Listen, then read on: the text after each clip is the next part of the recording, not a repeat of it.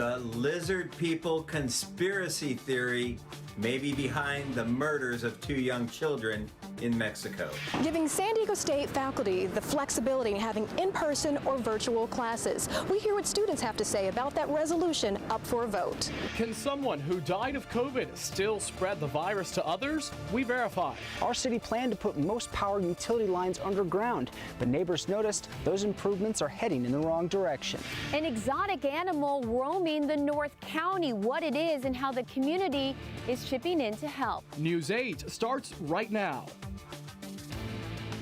The Santa Barbara father accused of killing his 2 young children in Rosarito will now be transferred back here to San Diego. Good evening and thanks for joining us. I'm Marcella Lee. And I'm Jesse Pagan. Carlo has the night off. Matthew Taylor Coleman appeared in front of a judge in LA today. A federal grand jury indicted him yesterday.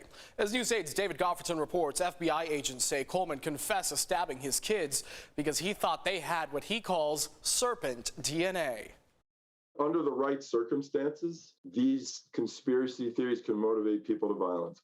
The motive Santa Barbara surf instructor Matthew Coleman gave for stabbing his 2 young children to death with a spearfishing gun is spelled out in this FBI affidavit. Quote, he was enlightened by QAnon and Illuminati conspiracy theories. He believed his wife possessed serpent DNA and had passed it on to his children, and he was saving the world from monsters. One would not be able to adhere to such an outlandish conspiracy theory, without also having some sort of delusion or mental illness. Matthew Brown is an associate director with the San Diego Anti-Defamation League, which tracks extremist groups. He says the notion of serpent DNA is tied to a conspiracy theory that alien reptilian humanoids have invaded the planet and control Earth by posing as humans. It's also known as the lizard people conspiracy. This conspiracy theory, this reptilian lizard people conspiracy theory, is all about rationalization and justification as to why somebody took this extreme action.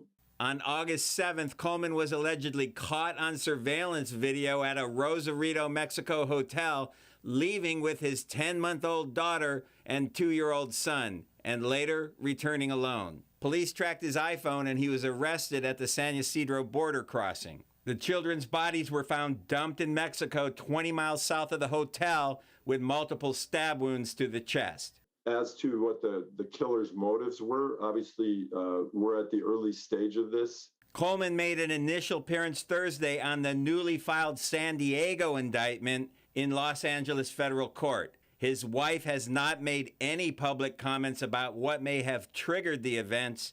The ADL says the lizard people conspiracy theory remains on its radar. We're aware of it.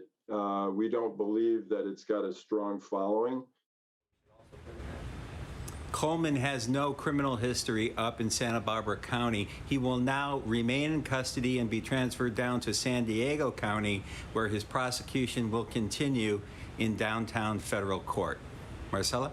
David, Coleman and his wife ran a surfing school up in Santa Barbara. They came into contact with a lot of families, a lot of people. Was there any indication that Coleman had these types of delusional, disturbing beliefs or that his children were in any danger? None at all. I mean, he made some posts on social media, religious posts, but nothing really out of the ordinary. In court this afternoon, he seemed coherent. He answered questions from the judge, and at one point he even acknowledged that he understood the charges against him. All right, such a sad case as 2 young children gone, and be following this case. Thanks, David. The jury is now deliberating the future of the man accused of murdering a San Diego police officer. Earlier this week, Jesse Gomez took the stand in his own defense. He says he thought gang members were about to kill him when he started shooting his gun, killing Officer J.D. de Guzman and wounding his partner, Wade Irwin. In this case, you got to hear from Mr. Gomez. And I will tell you that in not every criminal case do you get to hear from the defendant. You get to hear from the person accused of the crime. In this case, you got to hear from Mr. Gomez. And what that means is he gave up his constitutional right to sit there and be silent and make the prosecution prove their case. If convicted, Gomez could face the death penalty.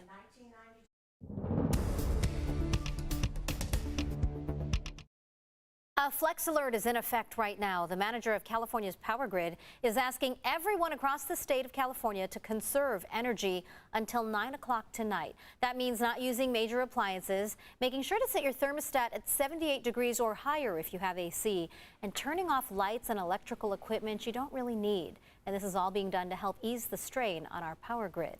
Chief Meteorologist Carlene Chaffetz joins us now with more on just how long this heat could last. Carlene, how's the weekend looking? I know, no one wanted to no one wanted to hear this, but that heat advisory, it started this morning for the inland valleys and it's now been extended all the way until Sunday. So we're still going to be feeling this heat by this weekend. The only trade is it's not going to be as humid. So talking about the daytime highs between 90 to 100 degrees across the valleys, also talking about some 80s along the coast, but that's not within the advisory area. And then we have those upper 80s to upper 90s for the mountains. Temperatures for tomorrow still, as I mentioned, with those 80s along the coast and 90s inland, and also a chance for thunderstorms. All those details coming up. Jesse.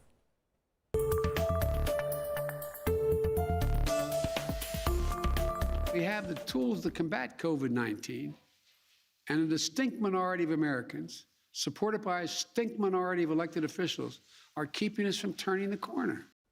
President Biden says the U.S. is in, quote, a tough stretch as he announced a 6-point strategy in fighting the coronavirus. The president says he's looking to use every tool at his disposal, including executive orders, to mandate federal employees get vaccinated without the option for regular testing, among other things. He says it will help save lives, keep schools open, and protect the economy from another lockdown. News 8's Kirsten Holmes is on the story for us tonight. She joins us live with how San Diegans are reacting. Kirsten?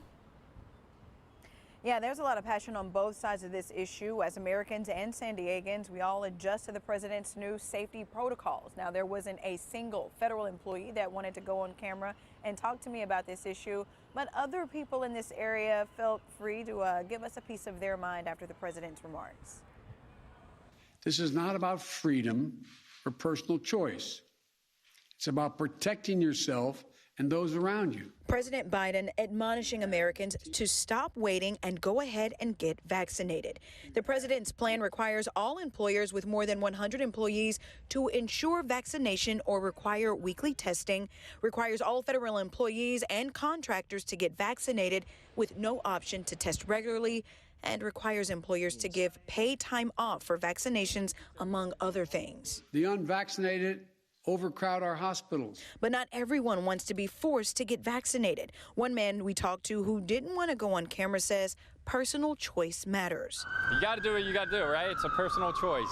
I think I would do what's best for me and my family, but I don't like to be told what to do with my health, my body, my choice, right? Right. How can you say that with one thing and not say it with the other? But others say getting vaccinated is the right thing to do, and they've done their part.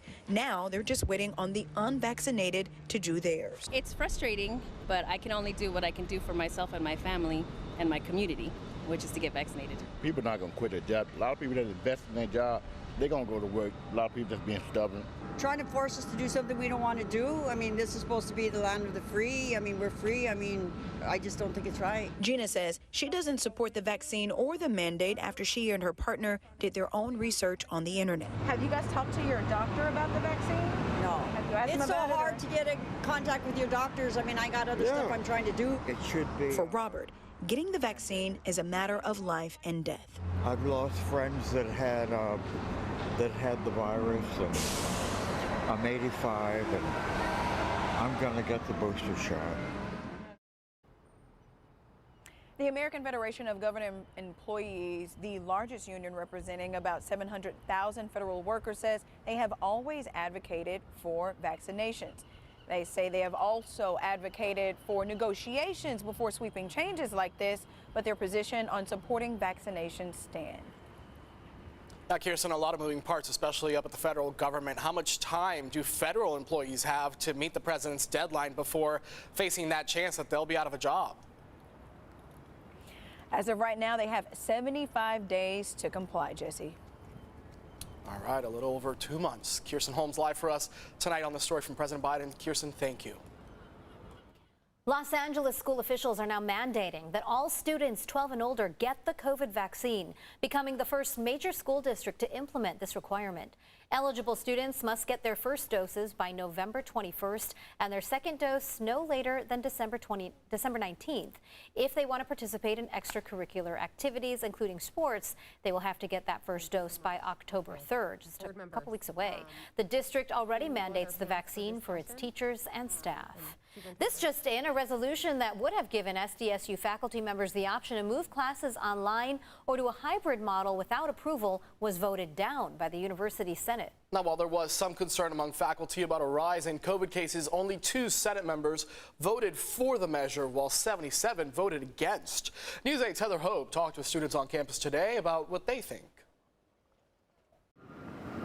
The students we talked to today say they overwhelmingly support having their classes on campus in person, and they don't mind having an option for virtual as well, while today's solution talked about giving faculty the freedom and flexibility in how they want to teach their classes. I really feel for the freshmen if this passes.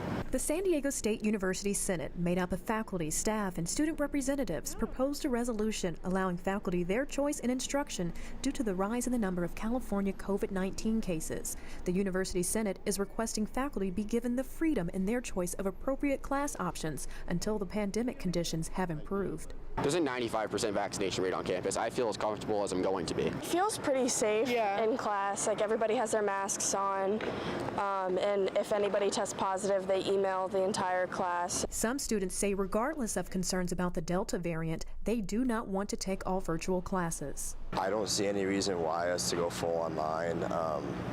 I'm all for what we're doing right now. It was kind of rough. I definitely like in-person classes better. I'd be kind of bummed out if we did go back online. Yeah, it was a lot harder to make friends and stuff too. I've had a year and a half of my college experience wiped out because of COVID. I really don't want to have to go back online. San Diego State's Associated Students Organization released a statement saying it opposes the Senate proposal regarding switching to virtual instruction for fall 2021 semester. The student group sent a 4-page letter to university senators saying the resolution would be inequitable and unjust to the entirety of the students. At the University Senate meeting held on Zoom, the leaders discussed the resolution's option of granting faculty members the choice in offering their courses in person, hybrid, or virtual only, and without approval from the provost, department chairs, or their deans. Some students questioned the purpose of the resolution at this point in the semester. So why this is coming 3-4 weeks into the semester, already past the ad drop deadline anyways, I honestly have no clue why it's even happening. Again, today's vote does not become policy or impact the fall semester classes already underway. Heather Hope, News 8.